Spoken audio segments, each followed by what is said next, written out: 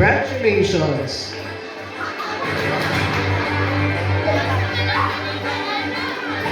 Next on our list, we have John Leo A. Salahay. Congratulations. Walay abay si John Leo. Advisor, anang advisor dire, willing to wait.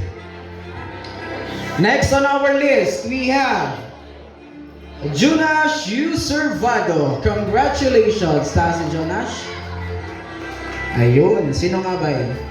Si ate? Ano si ate? Si Johnny Lee.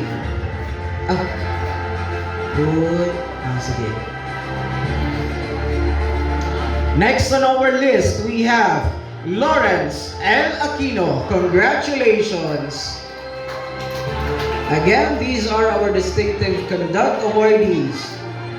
Next on the list, we have Kurt John B. Agustin. Congratulations.